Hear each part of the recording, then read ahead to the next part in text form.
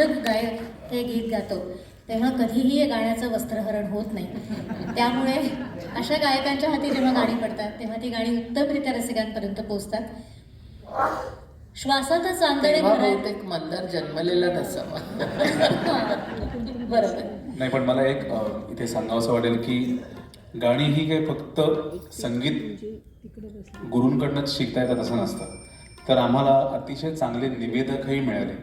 म्हणजे हे तुम्हाला ऐकून खूप आनंद वाटेल किंवा खूप आश्चर्य वाटेल की आमच्या या पिढीची एक अत्यंत हुशार निवेदिका आज आपल्याबरोबर आहे, श्रेयसी वझई. पण मंगला खालीलकर असतील किंवा भाऊ मराठे असतील, ह्या गाण्याबद्दल हे गाणं नाही, शुक्रतारा, या गाण्याबद्दल भाऊंनी जी आठवण सांगितली ती आठवण कायम मनात असते आणि ती गाताना आणि ते गाणं गाताना कायम ती गोष्ट लक्षात राहते. हे सगळं श्रेय भाऊ मराठ्यांसारख्या निवेदकाचं आहे की शुक्रतारा मंदवारा चांदणे पाण्यातुनी. तर पहिला जो अंतरा आहे, लाजऱ्या माझ्या फुलारे, लाजऱ्या माझ्या फुलारे, गंध हा बिनगे जीवा, अंतरीच्या स्पंदनाने अंतरारे ही हवा. कारण बऱ्याच वेळा असं होतं की पटकन सगळं गाण्याच्या नादामध्ये कुठला पॉज कुठे घ्यायचा हे कळत नाही आणि भाऊ मराठे त्याला एक म्युझिकल पॉज असं त्यांनी खूप छान नाव दिलं होतं. नाहीतर मग ते गाताना अंतरीच्या स्पंदनाने अंतरारे आणि असं गात होते आणि समोर असे पाडगावकर काका बसले होते आणि ते खूप अस्वस्थ होत होते की अंतरारे ही हवा, अंतरारे ही हवा. आणि तेव्हा जे भाऊंनी सांगितलं की त्या आणि थरारेमध्ये तो म्युझिकल पॉज हवा. आज मी अशा करता सांगतोय की आज जागोजागी करावगे क्लब्स आहेत, अनेक ठिकाणी आपण सुद्धा हे गाणं गात असाल तेव्हा ही गोष्ट नक्की लक्षात ठेवा की आणि थरारेमध्ये एक तो म्युझिकल पॉज आहे, तो खूप छान. त्यामुळे जर काही चांगलं असेल तर ते फक्त माझं नाही आहे किंवा फक्त माझ्या ज्यांच्याकडनं मी संगीत शिकलो त्या गुरूंचं नाही आहे, तर ह्यांच्यासारख्या निवेदकांचं सुद्धा आहे. धन्यवाद मंदार. अशा सगळ्या आठवणींच्या रूपाने पाडगावकर काका हे आमच्या खरं तर घरातलेच आहेत. म्हणजे त्यांची कवितांची पुस्तकं ही प्रत्येक मराठी घरात असतातच. त्यामुळे आमच्यासाठी ते जसे आहेत तसेच तुमच्यासाठी ते घरी होते का? म्हणजे मला त्यांचं वडील म्हणून असलेलं नातं, आजोबा म्हणून असलेलं नातं आणि नवरा म्हणून असलेलं यशोदाताईंबरोबरचं नातं, अशा तीनही नात्यांमधले काका जाणून घ्यायचे. पहिल्यांदा मी बाबा म्हणून सांगते, वडील म्हणून. बाबा खूप प्रेमळ होते, पण तरुण वयामध्ये काय होतं की त्यांच्या डोक्यात कविता असले की ते खूप तंद्रीत असायचे. म्हणजे अनेकदा असं झालेलं आहे की शाळेतून येताना मी समोरून जात असले तरी ते माझ्याकडे बघायचेच नाहीत. माझ्या मैत्रिणी म्हणायच्या, असे काय गं तुझे बाबा? मी घरी यायची, आईला विचारायची, तर आई म्हणाली, अगं लक्ष देऊ नको, डोक्यात कविता असणार. तर ते अतिशय प्रेमळ होते, पण ते तापट होते आणि भयंकर आरडाओरडा करायचा म्हणजे त्यांचा तो एक स्वभावच होता. आणि विशेषतः ही म्हणाली तसं खोलीचं दार बंद करून कविता लिहायला बसले आणि जर बाहेर गडबड झाली तर आणि त्यांच्या डोक्यातली जर कविता गेली तर जो आरडाओरडा असायचा तो तुम्ही काही कल्पना करू शकणार नाही. आणि त्यावेळेला मी आणि माझा दादा म्हणजे अजित, आम्ही लहान होतो अगदी, त्यामुळे आम्ही खेळायचो, मस्ती करायचो. आई सांगायची, बाबा कविता लिहित आहेत, बाबा कविता, पण आम्हाला कळायचं नाही त्यावेळेला कविता लिहित आहेत म्हणजे काय. दादा तर एक दिवशी अजित इतका चिडला त्यांच्यावर आणि त्यांनी आई झोपल्यावर खडूनी, आता मी खरं सांगते, तर त्यांनी खडूनी सगळ्या भिंतींवर लिहून ठेवलं की बाबा मवाली आहेत, बाबा मवाली आहेत. तर ते बाबा म्हणून खूप प्रेमळ होते. त्यांनी म्हणजे कर्तव्यात किंवा कशात ते कधीच चुकले नाहीत. आता आजोबा म्हणून जर ते म्हणाल तर त्यांच्यासारखा आजोबा मागून मिळणार नाही असं मला वाटतं. आणि जरा थोडं खेदानी त्यांना सगळी मिळून 5 नातवंड, पण त्याच्यामध्ये मुलगी एकच, बाकी सगळे मुलगे. आणि ती रैना, ती त्यांची अतिशय लाडकी होती. आणि म्हणजे पिल्लू, लाडी, काय म्हणजे बघायला नको. म्हणजे मला अजून आठवतं, रमेश तेंडुलकरांनी एका महाराष्ट्र टाइम्समध्ये एक आर्टिकल लिहिलं होतं. त्याच्यामध्ये त्यांनी लिहिलं होतं की पाडगावकरांचं नवं प्रेमप्रकरण. आणि त्यांनी जिथे जातील तिथे फक्त पिल्लू आणि पिल्लूची कौतुकं, सगळ्यांना पाठ झाली होती ती. आणि मग शेवटी त्यांनी लिहिलं होतं त्यांची नात रैना. असंच एकदा मुंबईमध्ये खूप खूप रायट्स झाले आणि मुंबई बंद पडली. त्यावेळेला रैना सेंट कोलंबाला होती. त्यांना कळलं, ते इतके घाबरले आणि ते त्यावेळेला चर्चगेटला नोकरी करत होते. ते चर्चगेटहून चालत नाना चौकात गेले. तिथून त्यांनी तिला पिकअप केलं, बाजूला गावदेवी पोलीस स्टेशनला गेले आणि सांगितलं की मी मंगेश पाडगावकर आहे आणि मला घरी जायचं आहे हिला घेऊन, नातीला माझ्या. आणि ते पोलिसांना काय करणार, त्यांनी कुठली एक टॅक्सी बघून दिली आणि त्या काळामध्ये 1000 का 2000 रुपये त्याला देऊन ते तिला घरी घेऊन आले. असंच त्यांनी एकदा पावसाच्या वेळेला पण तिच्यासाठी केलं होतं. आजोबा म्हणून ते फारच फारच चांगले होते. त्याच्यानंतर आता नवरा म्हणून बाबांचा स्वभाव खूप आत्मकेंद्रीय आणि बाबा तापटही होते. त्यामुळे नक्कीच त्या स्वभावाचा त्रास आईला झाला असणार. पण माझ्या आईचा स्वभाव अतिशय शांत आणि ती धीराची होती. तिने कधीही आम्हाला तसं जाणवू दिलं नाही. त्यामुळे आमचं बालपण खूप आनंदात गेलं. पण तिला त्रास हा नक्कीच होत असणार. आणि मला अजून आठवतं की नंतर ते खूप कमी झालं, पण ते एक विशिष्ट वेळ झाली की आई म्हणायची, बाबा आले. आई तुला कसं कळतं बाबा आले? तर बाबा अतिशय सुंदर शीळवर घालायचे. त्यांची एक विशिष्ट खुणेची शीळ होती. आमच्या बिल्डिंगच्या खाली आले की ती शीळ ते वाजवायचे आणि आईला कळायचं की बाबा आले ऑफिसमध्ये. म्हणून मी म्हटलं ना की घरातला कलाकार कसा असतो हे घरातलीच व्यक्ती सांगू शकते. आणि म्हणून आज खास अंजलीताईंना विनंती काल आणि आज केली होती आम्ही की या कार्यक्रमात तुम्ही सहभागी व्हा.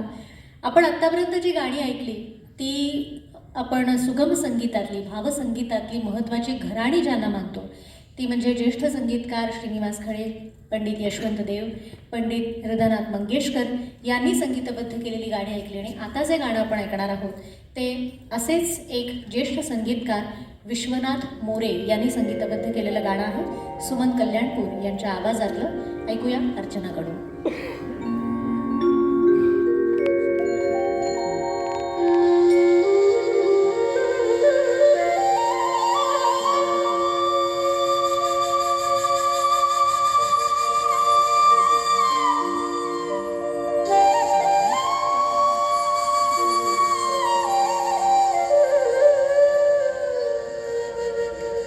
शब्दांना आयुष्यात अतिशय महत्त्व हे प्रत्येकच कवीच्या असतं आणि म्हणूनच शब्द शब्द जपून ठेव म्हणत कवितेतला प्रत्येक शब्द त्यांनी अतिशय जपून योग्य जागी असा ठेवला की आता ती कविता वाचताना आपण दुसऱ्या शब्दाचा, तिथे पर्यायी शब्दाचा विचारच करू शकत नाही.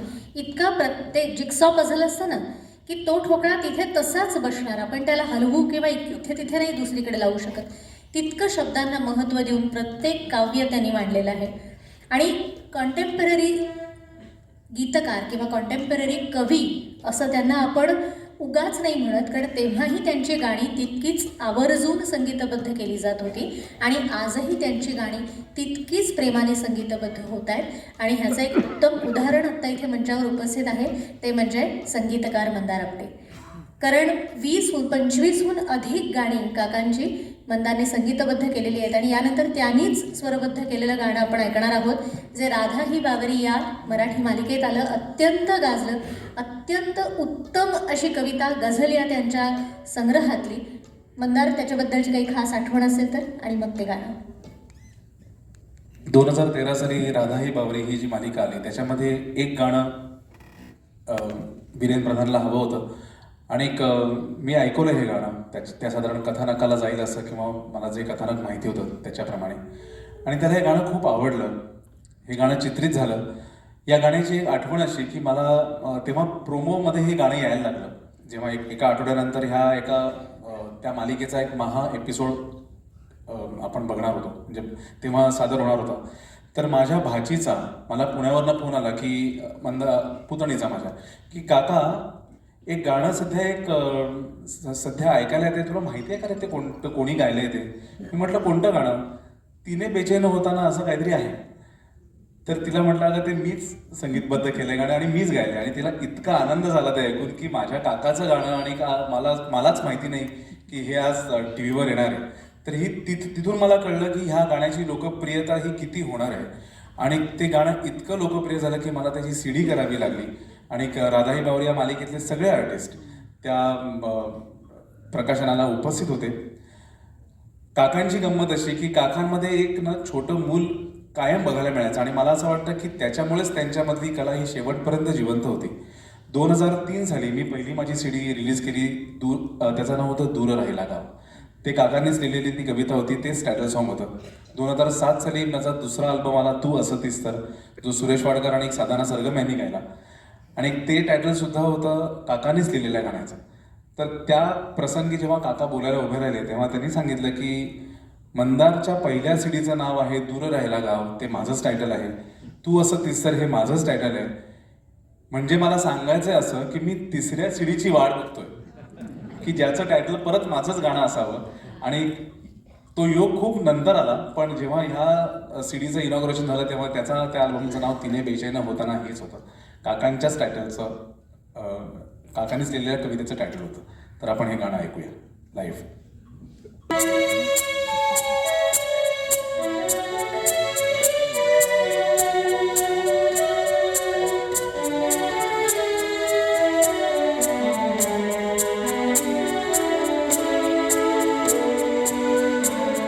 तिने बेचैन होताना.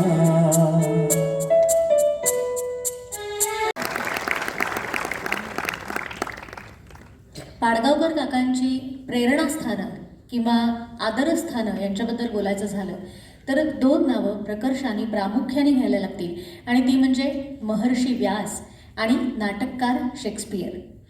सर्वार्थाने असे अलौकिक प्रतिभा ही व्यासाची, महाभारता तुलना नाही कुठल्याही ग्रंथाची.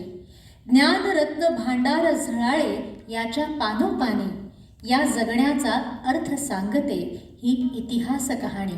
असं म्हणत महाभारताच्या दोन कथारूपी महाभारताचे खंड त्यांनी अनुवादित केले आणि ते त्यांचं स्वप्न होतं. कारण खूप पूर्वीपासून त्यांची अशी इच्छा होती की महाभारताचा कथारूप अनुवाद करायचा आहे. आणि ते म्हणायचे की महाभारत हे अशा तऱ्हेचं काव्य आहे की ह्यातलं जे प्रत्येक कॅरेक्टर आहे ते इतकं वेगळं आणि शिकण्यासारखं आहे त्याच्यातून. तेव्हा वय काय होतं पण काकांचं अनुवाद करत असताना? बाबा 83 वर्षाचे होते.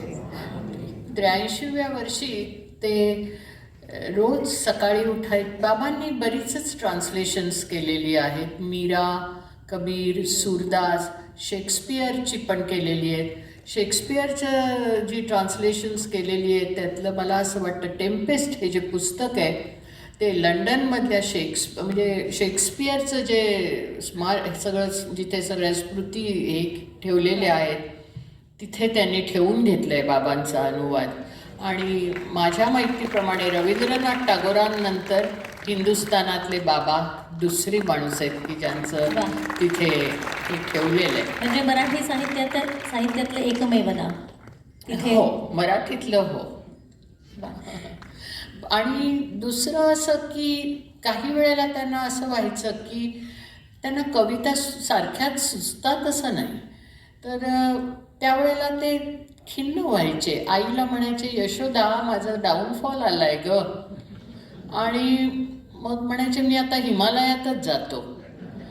तर मग माझं आणि त्यांचं अतिशय निखळ नातं होतं. मी त्यांना म्हणायची चालेल बाबा, म्हणजे ते बर्फाचा प्रॉब्लेम नाही, ग्लासात डायरेक्ट खरवडून तुम्हाला घालून घेता येईल. तर त्या अशा पण तुम्ही जे म्हणालात ना अंजली, ट्रान्सलेशन करत असताना हां. ते खूप आजारी पडले अच्छा. आणि त्यांना ICUत ॲडमिट तर तिथे ते शुद्धीवर आले आणि ते पहिलं मला म्हणाले की मी मरणाला रडायला लागले, मी मरणाला भीत नाही ग, पण माझ्याकडून महाभारताचं ट्रान्सलेशन पूर्ण झालं पाहिजे. आणि मी म्हटलं होणार बाबा ते आणि दुसरं म्हणजे त्यांना तेरी आँखों के सिवा दुनिया में रखा क्या है हे जे गाणं होतं ते काय त्यांच्या डोक्यात जाऊन बसलं होतं माहीत नाही. दर 2 तासांनी मला बोलवायचे ICUत आणि मला ते गाणं ऐकायचं आहे, मला ते गाणं. बाबा असं काय करता तुम्ही, ते ICUमध्ये असं शक्य नाही आहे ते. शेवटी त्यांना ज्या वेळेला डिस्चार्ज मिळाला तेव्हा मी माझ्या जाऊबाईला फोन केला सुनीताला आणि सांगितलं काही कर आणि ती CD मिळव. ते एका कागदावर लिही. ती बिचारी सगळं ते CD प्लेअर आणि सगळं घेऊन सायनला घरी आली. त्यांनी 8 ते 10 वेळा ते गाणं ऐकलं आणि मग ते शांत झाले. ते अतिशय असे काहीतरी विक्षिप्त आणि एककल्ली होते. एकदा एक गोष्ट त्यांच्या डोक्यात गेली की ते अशक्य होतं त्यांच्या डोक्यातून काढणं. म्हणजे चिराग चित्रपटातलं रफी साहेबांनी गायलेलं तेरी आँखों के सिवा. नाही, लताबाईंचं.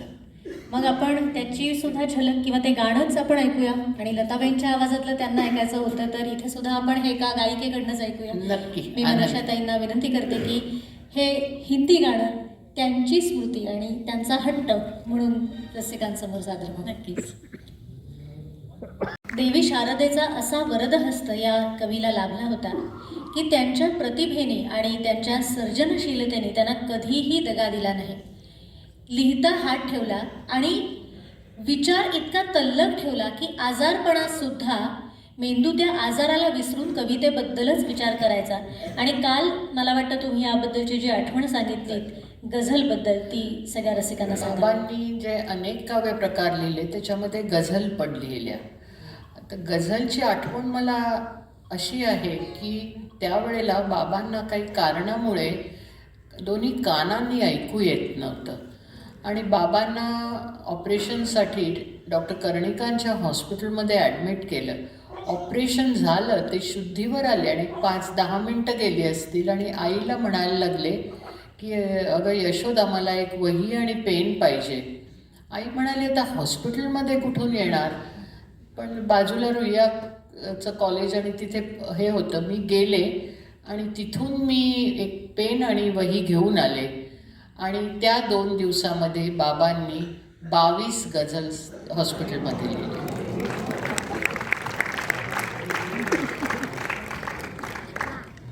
सगळंच अद्भुत आणि अजब आहे. म्हणजे आपल्या विचारांच्या आणि कल्पनेच्याही पलीकडचं मला हे वाटतं की आजारातनं उठलेला माणूस आणि तेही 1-2 नाही तर 22 गझल एका दिवसात लिहू शकतो हे काहीतरी विलक्षण आहे. त्यानंतरचं जे गाणं आहे ते अतिशय छान गोड असं युगुल गीत आहे. तर मी मंदार आणि अर्चनाला विनंती करते की त्यांनी हे आपल्या सगळ्या रसिकांसाठी सादर करावं.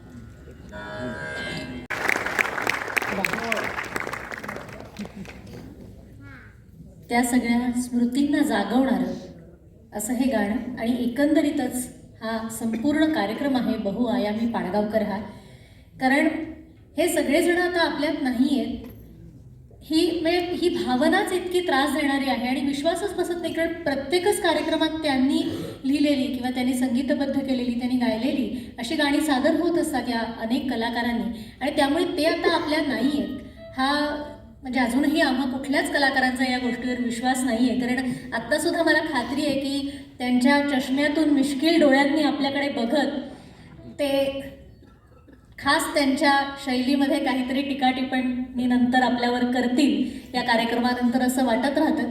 कारण एक कविता मी घाबरत त्यांना दाखवली होती एका कार्यक्रमाच्या आधी आणि तेव्हा त्याच्यातसुद्धा म्हणजे माझ्यासारख्या अतिशय नवख्या कवयित्रीची कविता मनापासून वाचून त्यातसुद्धा त्यांनी मला इतका छान बदल सुचवला होता की आणि ते सुद्धा कुठेही कमी न लेखता की नाही तू हे चांगलंच लिहिलंयस पण ह्याच्याऐवजी असं लिहून बघ कसं वाटतंय, इतक्या मोठेपणाने एका आजोबांसारखं अक्षरशः त्यांनी माझ्या त्या कवितेला त्यांचा आशीर्वाद मिळाला. मला अतिशय आनंद आहे.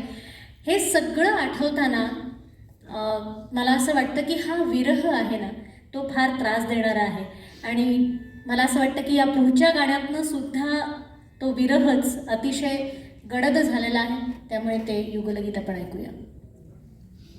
तिथून आपण थोड्याशा वेगळ्या मूडकडे जाऊया आणि मला असं वाटतं की त्यांच्यातला जो मूळ स्वभाव होता, जो मिश्किल स्वभाव होता, पुन्हा एकदा त्या स्वभावाकडे येऊया आणि आधी कवितांमधून हा स्वभाव आपण उलगडूया आणि मग असंच एक नवयुवतीसाठी लिहिलेलं अतिशय सुंदर असं गीत आपण ऐकणार आहोत. पण तत्पूर्वी त्यांनी जो शब्द आपल्या मराठी कवितांना दिला वात्रटिका नावाचा, तर त्या वात्रटिका आम्हाला ऐकायला आवडतील. वात्रटिका हा जो शब्द आहे तो बाबांनीच निर्माण केलेला आहे आणि इंग्लिशमध्ये लिमरिक्स म्हणून अशा तऱ्हेचे काव्यप्रकार आहे आणि बाबांनी वात्रटिका, बाबा अतिशय स्वभावाने मिश्किल होते. त्याची एक दोन गमतीची उदाहरणं तुम्हाला मी म्हणून सांगते. त्यावेळेला मी BAला होते आणि आमच्या समोरच्या बिल्डिंगमध्ये एक बाई राहायची. तिच्या अंगात आलं तर मी भयंकर एक्साईट झाले मला, कारण कधी बघितलेलं नव्हतं अंगात काय येतं म्हणून. मी गेले, बाबा हॉलमध्ये बसले होते. बाबा मी जरा जाऊन येते, त्या बाईच्या ना अंगात आलं आहे. तर ते म्हणायला लागले, हो असं का, जरा तिला विचार ग BA होशील का म्हणून. तर मी म्हटलं बरं विचारते आणि मी खरोखरीने विचारलं तिला आणि ती गुजराती होती. ती म्हणाली हां BA थशे. आणि मी येऊन आई बाबांना सांगितलं. आई आणि बाबा हसून वेडे झाले आणि त्याच्यानंतर कित्येक वर्ष BA थशे म्हणून बाबा मला चिडवायचे. दुसरी गमतीची आठवण अशी आहे की त्यावेळेला माझ्या सायांच्या म्हणजे माझ्या माहेरी गणपती आणला होता आणि त्या गणपतीचं जे डेकोरेशन असतं ते माझा नवरा दिलीप आणि माझी वहिनी कमल असं दोघं मिळून करत होते. हे झोपले होते. हे झोपेतून उठून बाहेर आले आणि म्हणायला लागले दिलीपकडे बघून, म्हणजे जावई, की अरे दिलीप पताका करत होता. त्याच्या हातामध्ये पिवळ्या रंगाच्या पताका करत होता तो त्याला बघून म्हणायला लागले की अरे दिलीप, हा तर कुळकर्ण्यांचा रंग अर्ध्या हळकुंडाने पिवळे होतात. त्यांच्या वरतान माझा नवरा आणि त्यांच्या दुर्दैवाने कमलच्या हातामध्ये लाल रंगाच्या होत्या. दिलीप त्यांना म्हणाला, बाबा पण ते बघा ना, कमलच्या हातात लाल आहे, माकड म्हणतो माझीच टिंब लाल. हा पाडगावकरांचा. तर मी आता वात्रटिका वाचून दाखवते. स्वभाव. एक गरीब मारवाडी घेऊन आला लोटा. एक गरीब मारवाडी घेऊन आला लोटा, शहरात येऊन नंतर शेठ झाला मोठा. एक धनिक मराठी सोने घेऊन गेला आणि परत येताना लोटा घेऊन आला. नातं. एक आहे पाववाला, तो माझा गाववाला. एक म्हातारी विकते भाजी, ती माझ्या दोस्ताची आजी. आणि एक आहे समोर देखणी बाई, ती मात्र माझी अजून कोणीच नाही. पुढचं हौस.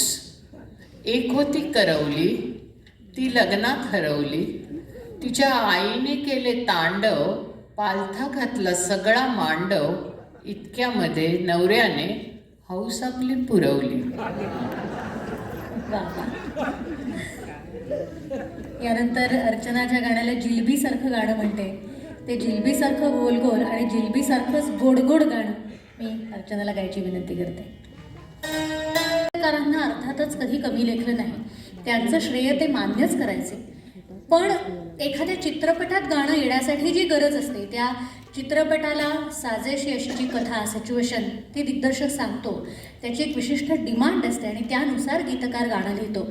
तो प्रकार पाडगावकर काकांना मान्य नव्हता आणि त्यांनी तो कधीच केला नाही. जोपर्यंत त्यांना आतून काही सुचायचं नाही तोपर्यंत स्वयंप्रेरणेने काही सुचलं तरच ते कागदावर उतरायचं. आणि म्हणूनच चित्रपटात काकांची गाणी काही विशेष आली नाही, पण तरीसुद्धा त्यांनी आपल्यालाही काही फरक पडला नाही आणि त्यांनाही काही फरक पडला नाही. कारण कवितेचा असतो हे खरं तर काकांनी आपल्याला दाखवून दिलं आणि मराठी कवितेला ग्लॅमर मिळवून देण्याचं काम मला असं वाटतं कविवर्य मंगेश पाडगावकर यांनी केलं. यानंतरचं जे गाणं आहे त्या गाण्याबद्दलची आठवण जेव्हा अंजलीताईंनी सांगितली, यशोदाताईंबद्दलची, तेव्हा हे गाणं मात्र एका वेगळ्या रूपाने भेटीला आलं असं वाटलं. तर ती आठवण आधी ऐकूया आणि मग गाण्याकडे वळूया. आई आणि बाबांचा प्रेमविवाह एक 50 सालचा आणि आई आणि बाबांचा आंतरधर्मीय विवाह आहे. माझी आई प्रोटेस्टंट ख्रिश्चन होती आणि बाबांना ती हो म्हणाल्यानंतर त्यांनी लग्न ठरवलं. लग्न ठरल्यानंतर 11 जूनला आईबाबांचं लग्न झालं. त्याच्या काही मला वाटतं एखादा आठवडा आधी बाबा आणि माझी आजी पुण्याला गेले बोरकरांच्याकडे आईला घेण्यासाठी, लग्नासाठी. आईच्या घरून प्रचंडच विरोध होता. सगळ्यांनी संबंधच तोडले तिच्याशी नंतर. पण त्यावेळेला असं झालं की पुण्यामध्ये अतिशय पाऊस पडायला लागला आणि म्हणजे अक्षरशः पूरच सदृश्य स्थिती निर्माण झाली आणि बाबा तिला आणायला गेले होते पण ते जाऊ शकले नाहीत कारण बाबांना विचित्र ताप आला. आईनी वाट बघितली आणि तिने बाजूच्या एका मुलाला बोलवलं. तिने टांग्यामध्ये बॅग ठेवली आणि ती बाबांच्याकडे लग्न करण्यासाठी एकटी निघून गेली. आई सांगायची की त्यावेळेला आईला माझे सगळे तिच्या माहेरी ताई म्हणायचे.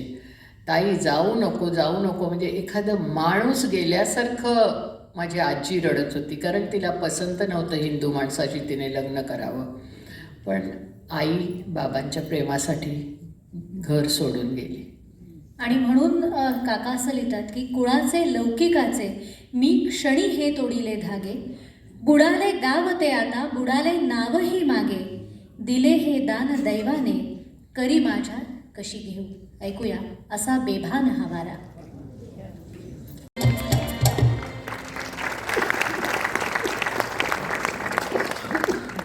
अनेक कवितांमध्ये, अनेक गाण्यांमध्ये निसर्गाची जी वेगवेगळी रूपकं काकांनी योजली आहेत त्याचं बीज हे त्यांच्या बालपणात आहे. कारण वेंगुर्ल्यासारखं अतिशय निसर्गरम्य असं गाव त्यांना त्यांच्या बालपणी लाभलं. त्यामुळे तिथला निसर्ग, तिथला पाऊस, तिथली माती, झाडं, वनराई या सगळ्याशी त्यांचं एक घट्ट नातं होतं आणि ते आयुष्यभर टिकलं आणि त्यातूनच अनेक कवितांचा, अनेक गाण्यांचा जन्म झाला. आणि त्या वेंगुर्ल्याच्या पावसाबद्दल काका काय म्हणतात हे आपण आधी ऐकूया आणि त्यानंतर एक मस्त आठवण सांगून गाणं. वेंगुर्ल्याचा पाऊस. बाबांचा जन्म वेंगुर्ल्याचा. वेंगुर आणि ही बाबांची अतिशय लाडकी कविता होती. वेंगुर्ल्याचा पाऊस कसा माया करीत यायचा, वेंगुर्ल्याचा पाऊस कसा माया करीत यायचा, सरींनी लाड करत मला कुशीत घ्यायचा. बाळपण माझं सगळं भिजवलं त्याने, आईसारखं मला थोपटून निजवलं त्याने.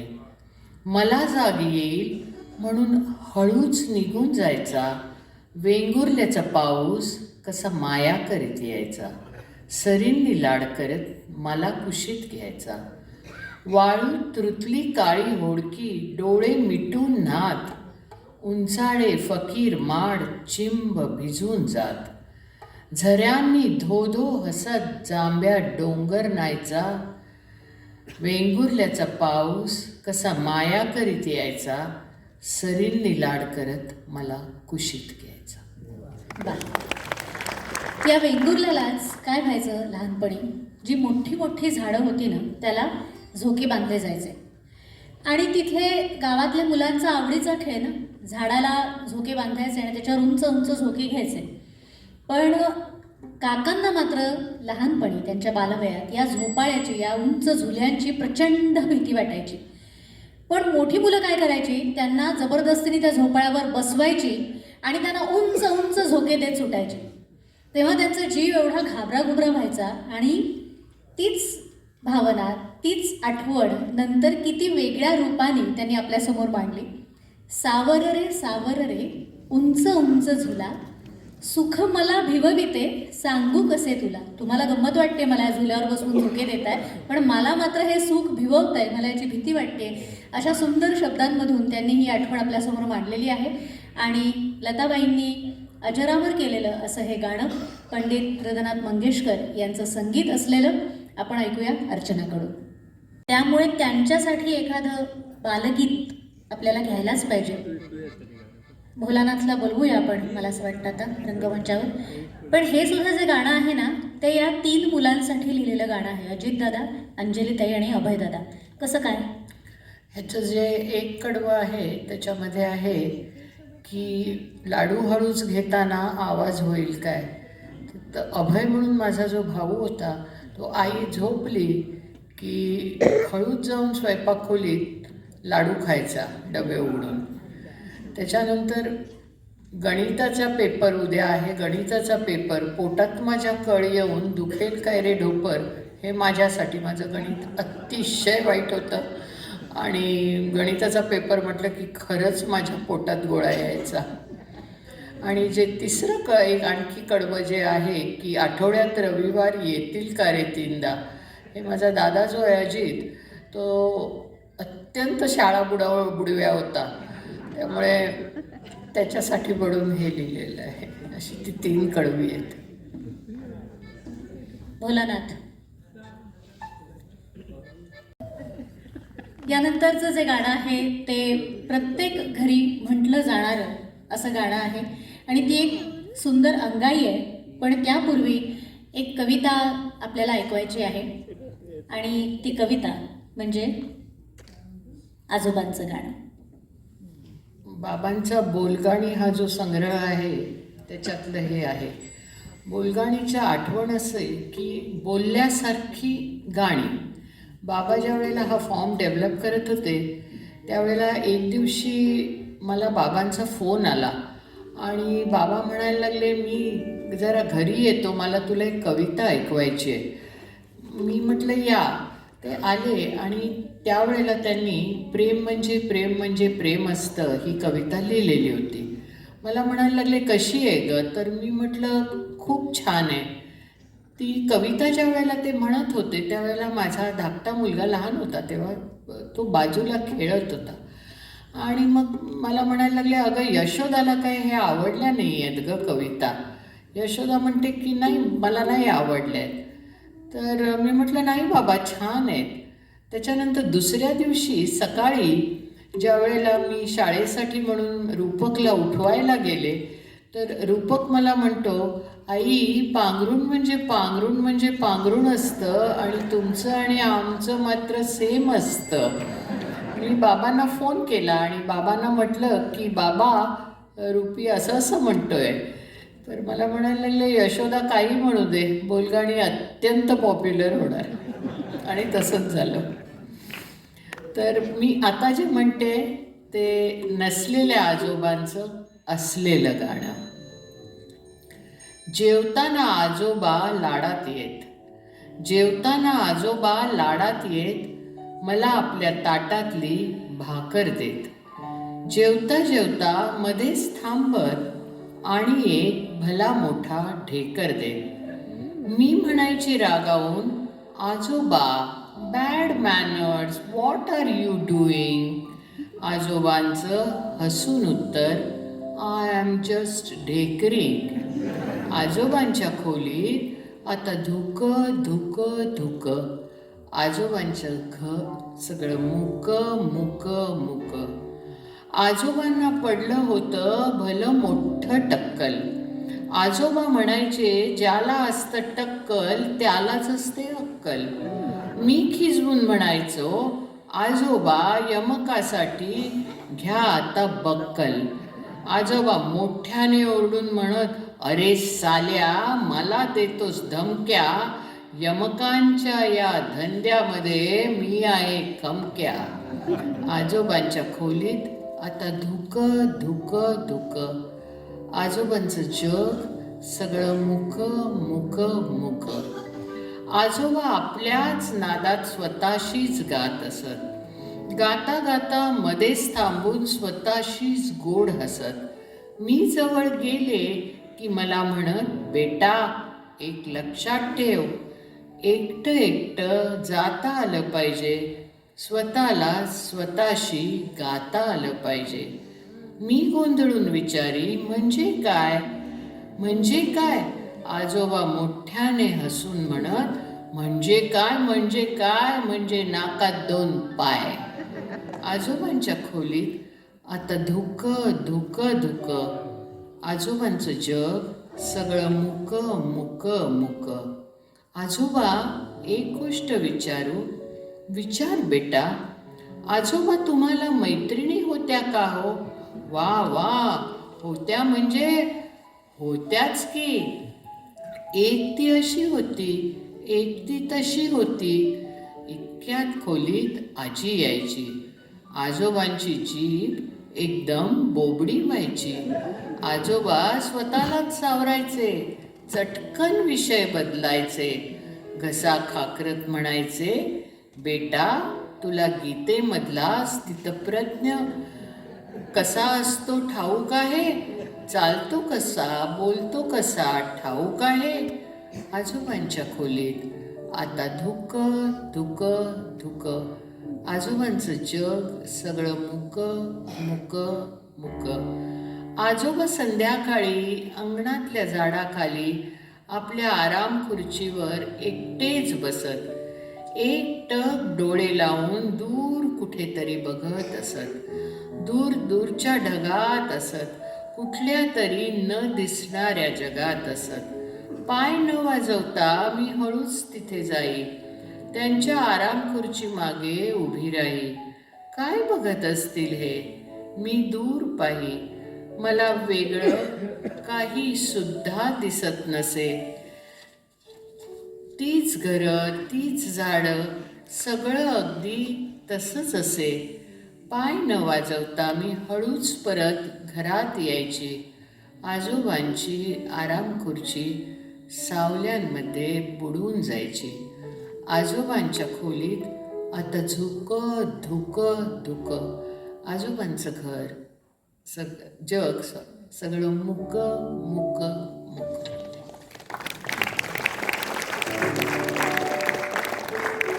यानंतर अंगाई ऐकूया. प्रत्येक चिमण्या बाळाला त्याची आई लताबाई वाटत असते आणि तिच्या सुरांमधून ही अंगाई गात प्रत्येक चिमुकला जीव झोपी जात असतो. हीच ती सुंदर गोड अंगाई. आपण सगळेजण मी आनंद यात्री, मी आनंद यात्री असं म्हणणाऱ्या आणि मानणाऱ्या बाबांच्या गाण्याचा, आठवणींचा, कवितांचा आनंद सगळा लुटण्यासाठी आपण एकत्र इथे जमलेलो आहोत. तुम्ही सगळेजण इथे एवढ्या मोठ्या संख्येने आलात म्हणून मी तुमची खूप आभारी आहे. पुढचं जे गाणं आहे ते गाणं तर आपण ऐकूच या, पण तत्पूर्वी ते गाणं खास तुमच्यासाठी लिहिलेलं आहे, त्यामुळे त्याच्याशी निगडीत नक्कीच काहीतरी विशेष आठवणी असणार, तर त्या आधी आम्हाला ऐकायच्या ते. माझं ज्या वेळेला लग्न ठरलं त्यावेळेला मी घरामध्ये एक हिंदी सिनेमामधलं गाणं म्हणत फिरत होते, पहला पहला प्यार है ये पहला पहला प्यार. बाबांनी ते गाणं ऐकलं आणि मला म्हणायला लागले, बघावं तेव्हा काय ते चटोर हिंदी सिनेमातली गाणी म्हणत फिरत असतेस. ते मी गप्प बसले. ते खोलीत गेले. थोड्या वेळाने ते बाहेर आले आणि म्हणायला लागले की एक कागद माझ्या हातात दिला आणि म्हणाले, हे तुझ्यावर आणि तुझ्यासाठी. ते गाणं म्हणजे दिवस तुझे हे फुलायचे, झोपाळ्या वाचून झुलायचे. या गाण्याची दुसरी आठवण जी आहे ती अतिशय मजेशीर आहे. त्यावेळेला माझा जो धाकटा भाऊ अभय, तो IITला असायचा. तो घरी आलेला होता त्याने ती कविता वाचली आणि तो बाबांना म्हणायला लागला की बाबा, मला असं वाटतं की ह्या कवितेत बदल करायला लागणार. आता बाबा, everybody knows he was very egoistic. तर म्हणायला लागले काय मूर्खासारखं काहीतरी बोलू नकोस, काय कळते का काय बोलतोयस तू? तर तो म्हणाला हो बाबा, पण लागणार, बघा, विचार करा. त्याने सांगितलं की तुम्ही ही जी ओळ लिहिली आहे, माझ्या या घराच्या पाशी थांब नागडे जराशी. तर बाबा, ते जर चुकीचं म्हटलं गेलं तर काय होईल? बाबांनी जीभ बाहेर काढली, अरे बापरे म्हणाले, खोलीत गेले आणि माझ्या या घराच्या पाशी थांब तू गडे जराशी असा बदल केला. मला असं वाटतं की पहिला आणि शेवटचाच तो असावा, त्याच्यानंतर कधी त्यांनी शब्द बदलला नव्हता. वा. पण दोन्ही गोष्टींच्या वेळेला खोलीत गेले हे कॉमन आहे आणि महत्त्वाचं आहे.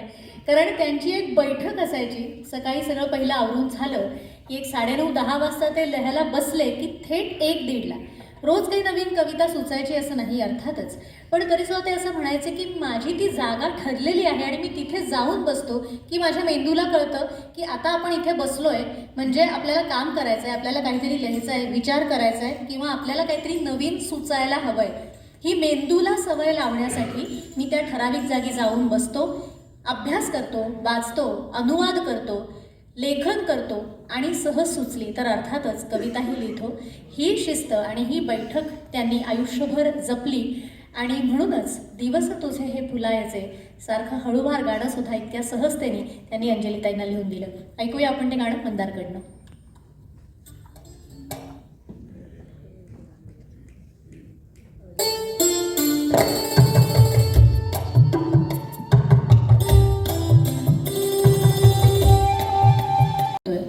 डोळे कशासाठी इतकं गोड तरल हळुवार असं युगुलगीत लिहिणाऱ्या पाडगावकर काकांनीच एखादी सलामसारखी रोखठोक कविता लिहिली असावी यावर खरं तर विश्वास बसणं फार कठीण आहे. पण इतके वेगवेगळे कवितांचे प्रकार त्यांनी हाताळलेले आहेत आणि अर्थातच त्यांनी त्यांच्या आयुष्यात प्रथम प्राधान्य हे कायम माणसाला दिलेलं आहे आणि माणसाच्या भावनेला दिलेलं आहे.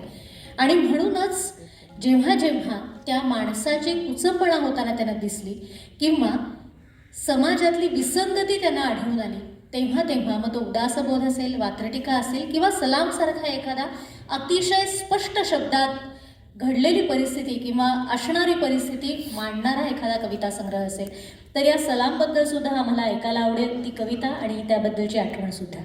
सलामबद्दलची आठवण अशी आहे की ती 1975 साली बाबांनी कविता लिहिलेली आहे आणि मला अजून आठवतं ते 20 एप्रिलला लिहिली आहे, ज्या दिवशी माझा साखरपुडा होता. हे सकाळी उठले, सगळं आटपून खोलीत दरवाजा बंद करून बसले. 1 तास झाला, 2 तास, कविता मोठी आहे ती, 1 तास झाला, 2 तास झाला, 3 तास झाले, ते खोलीतून बाहेरच येईना. माझं सगळं सामान आत खोलीमध्ये, त्यांच्या बेडरूममध्ये. आईची आणि माझी हिंमत झाली नाही की दारावर ठक करायची, कारण साखरपुडा आणखी माझा दुःखात घालवला असता त्यांनी ओरडाआरडा करून. आणि थोड्या वेळाने ते बाहेर आले आणि आम्हाला नेहमीप्रमाणे त्यांच्या पद्धतीने बसवलं आणि त्यांनी सलाम ही कविता म्हणून दाखवली. ती सलाम ही कविता मी प्रयत्न करते वाचायचा. सलाम. सलाम सबको सलाम, ज्याच्या हातात दंडा त्याला सलाम. लाथेच्या भयाने डावा हात गांडीवर ठेवून उजव्या हाताने सलाम. बघणाऱ्याला सलाम, न बघणाऱ्याला सलाम. विकत घेणाऱ्याला सलाम, विकत घेण्याचा इशारा करणाऱ्याला सलाम. सलाम भाई सबको सलाम.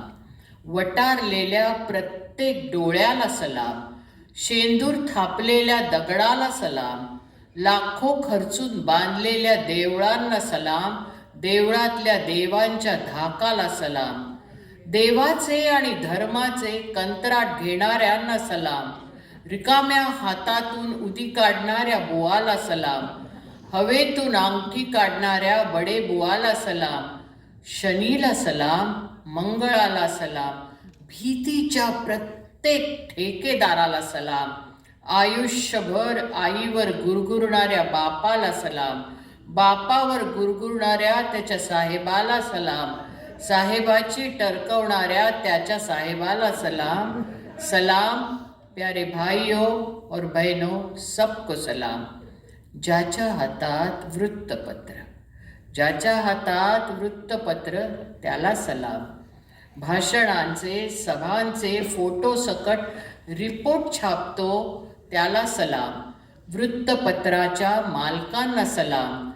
त्यांची वेसण धरणाऱ्या राज्यकर्त्यांना सलाम. ज्याच्या समोर मायक्रोफोन त्याला सलाम. त्यातून न थांबता बोलतो त्याला सलाम. लाखोंच्या गर्दीला सलाम.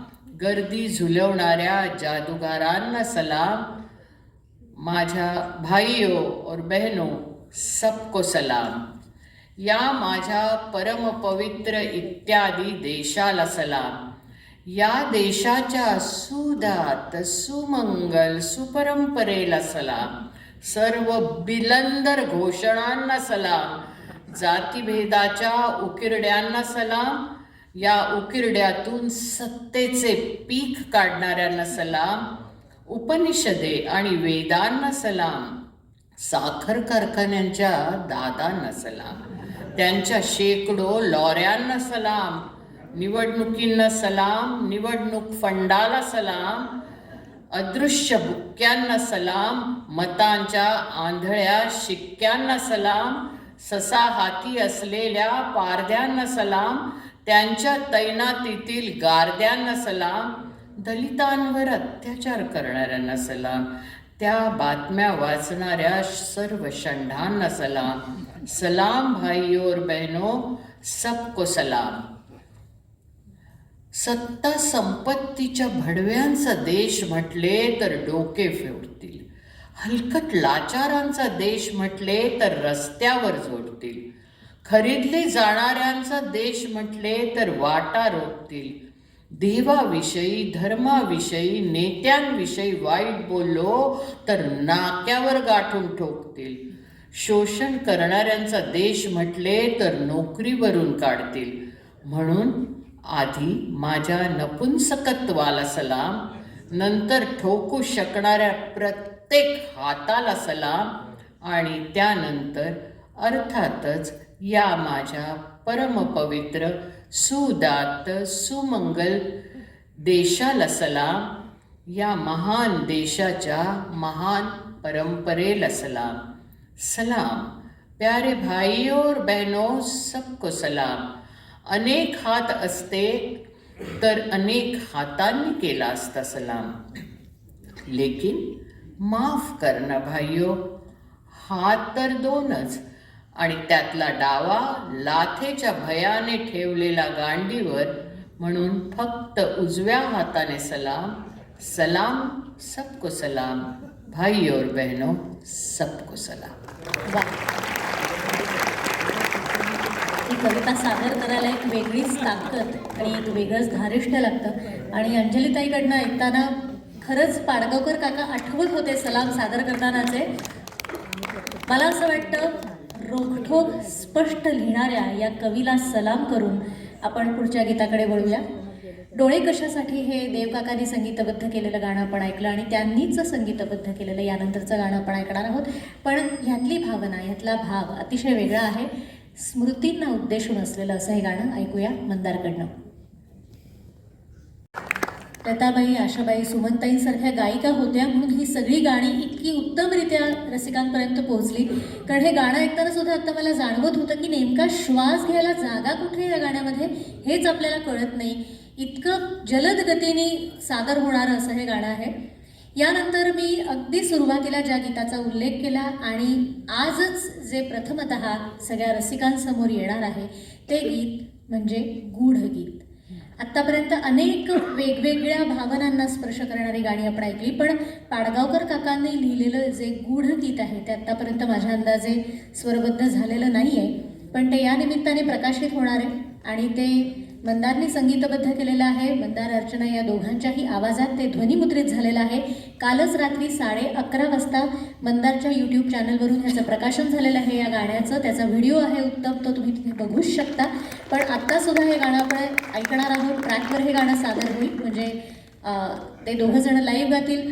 ट्रॅक म्युझिकचा रेडी आहे आणि त्यांनी 100हून अधिक गाणी जी स्वरबद्ध केलेली आहेत मंदारनी, त्याचा पेनड्राईव्ह आज खास त्यांनी आणलेला आहे, ज्याच्यामध्ये एकत्रित तुम्हाला अनेक वेगवेगळी गाणी त्यांनी संगीतबद्ध केलेली ऐकता येतील. अंजलीताई, मला असं विचारायचं आहे की दिवस तुझे हे फुलायचे हे गाणं काकांनी स्वतःहून तुमच्यासाठी लिहिलं. होय. पण अशी कधी वेळ आली का की तुम्ही हट्ट केलाय कुठल्या तरी गीतासाठी, कवितेसाठी आणि त्यांनी ते लिहून दिलं? हो, माझ्या लग्नाच्या वेळेला माझ्या आजीनी, बाबा नेहमीच म्हणायचे की त्यांना ही जी प्रतिभा आलेली आहे कवितेची ती त्यांना त्यांच्या आईकडून आलेली आहे. दुर्दैवाने तिचं कुठलीही कविता संग्रहात नाही आहे, संग्रहित केलेल्या नाही आहेत. पण लग्नाच्या काही दिवस आधी तिने माझ्यासाठी मंगलाष्टकं लिहिली आणि ती मंगलाष्टकं माझ्याकडे अजूनही आहेत. तेव्हा मी ती बाबांना म्हटलं की बाबा आजीने लिहिली आहेत, बाबा तुम्ही लिहा ना. मला म्हणायला लागले हे असले काहीतरी मी करणार नाही, मी मंगलाष्टकं लिहिणार नाही. ठीक आहे म्हटलं. लग्नाला 4-5 दिवस होते आणि त्यांनी माझ्या हातामध्ये मंगलाष्टकं लिहून आणून दिली. मी आधी आजीची वाचते, खरंच ऐकण्यासारखी आहे. ची अंजलीस आजीचा आशीर्वाद. देते ही कुलदैवता शुभवरा, लाभे घटी ही कृपे, पुण्याई फळली खरीच अशी, ही की पूर्वजांच्या तपे. आले संपून बाल्य कोमल तुला, तारुण्य हे सोज्वळ, केला निश्चित हा विवाह, यश त्या देवो प्रभू उज्ज्वल. झाला प्राप्त पती सुवित्य सुगुणी, नांदा सुखे सर्वदा, संसाराश्रमी ठेविले पद तुम्ही, होवोच सौख्यप्रदा.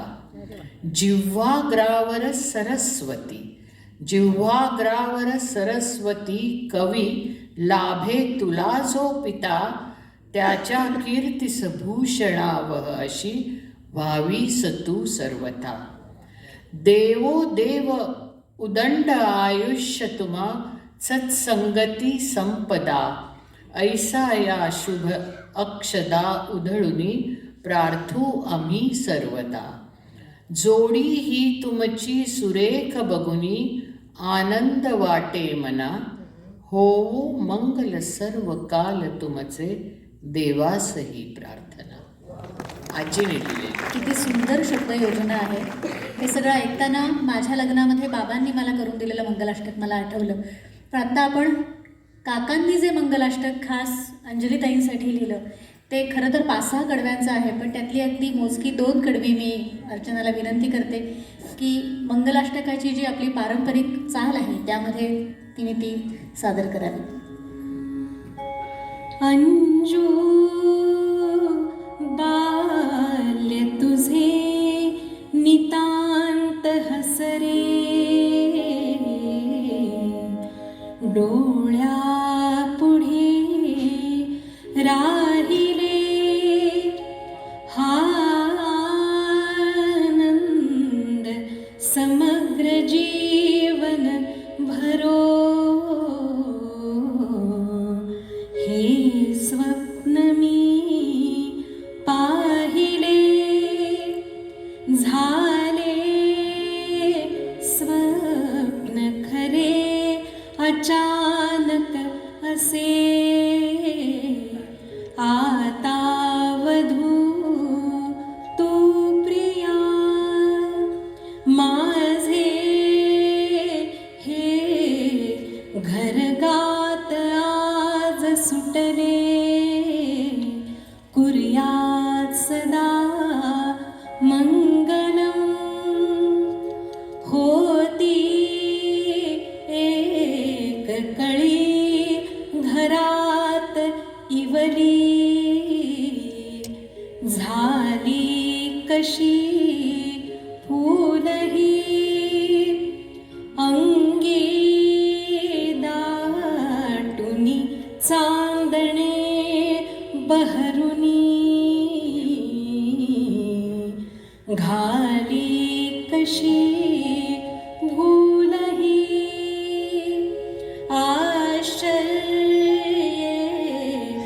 बघतो मलाही न पटे आता तुझी ओळख जादू होय कशी अचानक अशी कुर्यात सदा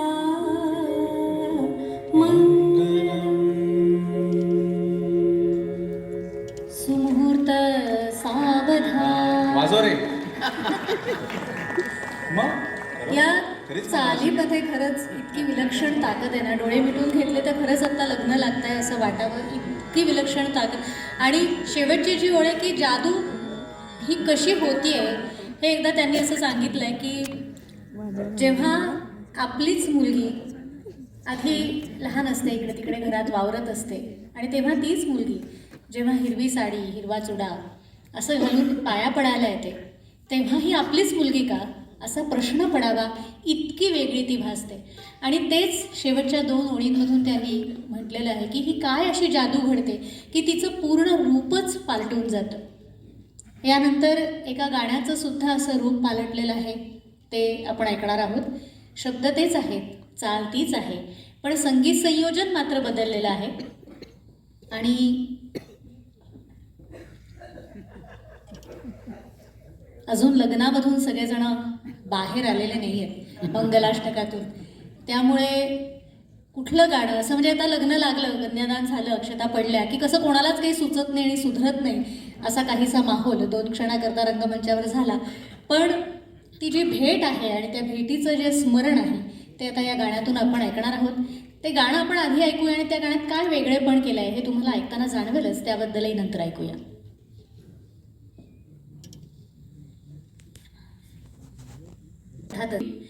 मंगेश पाडगावकर म्हटलं की एका गोष्टीचा आवर्जून उल्लेख व्हायलाच हवा, आणि तो उल्लेख म्हणजे बोलगाणी.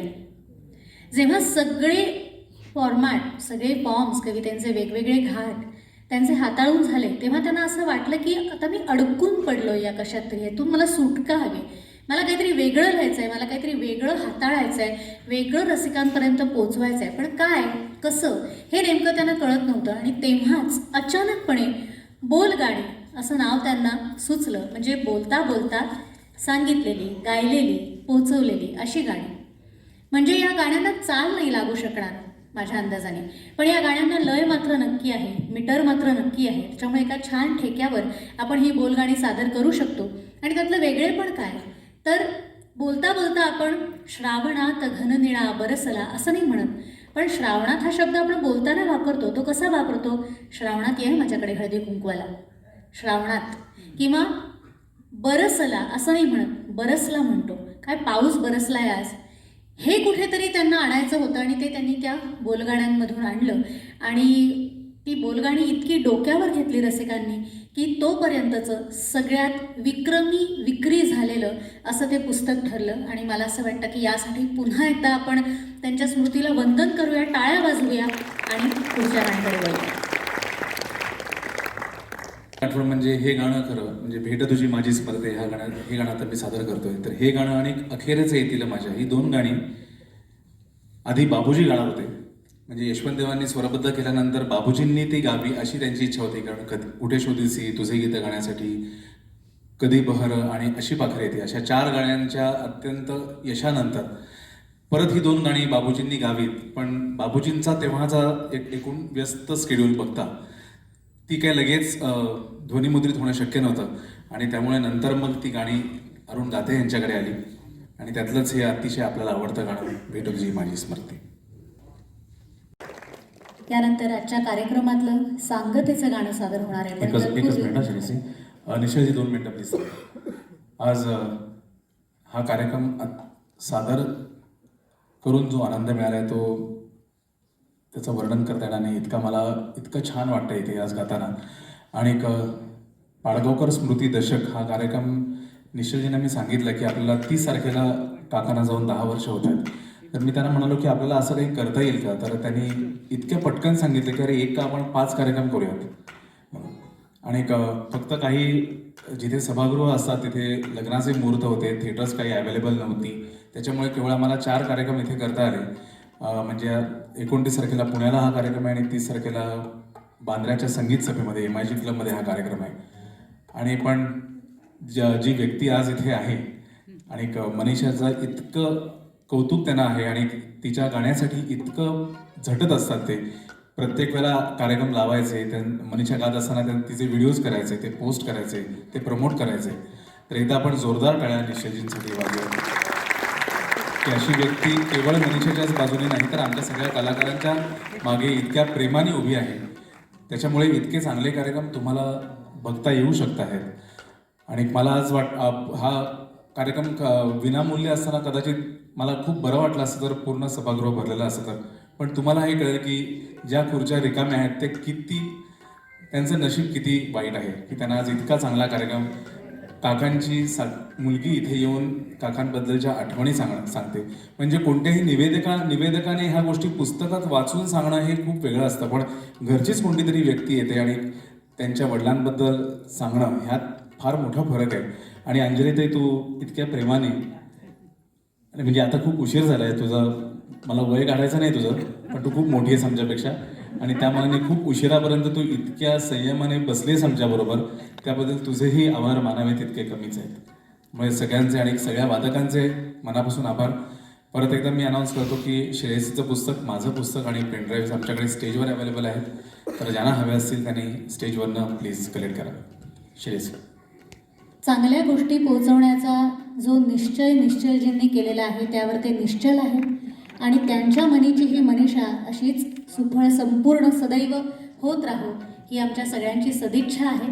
आणि त्यातूनच महकच्या माध्यमातून सुंदर सुंदर कार्यक्रम सगळ्या रसिकांपर्यंत अविरत पोचत राहतील, त्याचा गंध दरवळत राहील. आणि गेट सेट गो हॉलिडेज ही जी प्रायोजक आजची कंपनी आहे त्या प्रायोजकांचेही मनापासून आभार, कारण त्याच्याही सर्वेसर्वा मनीषाताई आहेत ज्या इथे मंचावर उपस्थित आहेत. गाण्यामध्ये एवढी कल्पकता आहे तर सहलींचं आयोजन करण्यासुद्धा किती कल्पकता असेल हे तुम्ही जाणू शकता आणि त्यामुळे आवर्जून हे क्रमांक नोट डाऊन करून ठेवा.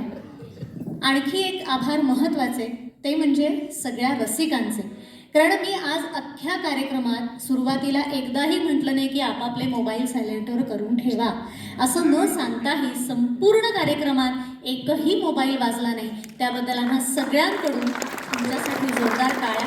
आणि खरं तर हा लॉंग विकेंड आहे, सुट्टी आहे, बरेच जण बाहेर गेलेले आहेत, घरी अनेक पाहुणे असेल, गेट टुगेदर्स असतील, तरीसुद्धा वेळ काढून तुम्ही रसिक आज इथे उपस्थित आहात. तुम्हा सगळ्यांचे आभार. येणारं हे नवीन वर्ष तुम्हा सगळ्यांना आनंदाचं, उत्साहाचं, भरभराटीचं, सुख, शांती, समाधानाचं, आरोग्यपूर्ण असं जावं याच मनोकामना व्यक्त करते. आणि सांगतेकडे येताना पुन्हा एकदा कविवर्य तुम्ही निघताय, एकच गाणं आहे.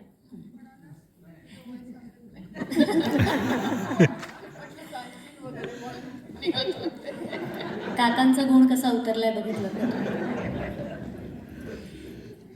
तर त्यांच्या सकारात्मकतेला वंदन करणारं आणि ती सकारात्मकता आपल्यामध्ये रुजवणारं, आपल्याला आयुष्यावर शतदा प्रेम करायला लावणारं असं हे गाणं आपण ऐकणार आहोत. आणि त्या गाण्यानेच आजच्या कार्यक्रमाची सांगता होणार आहे. धन्यवाद. हा कार्यक्रम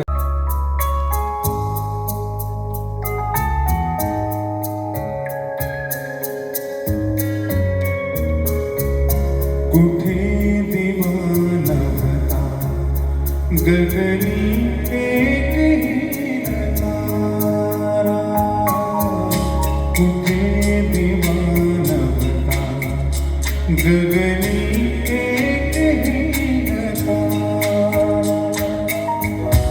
आंधळ्यात मातून आंधळाच तुला मुळी नव्हती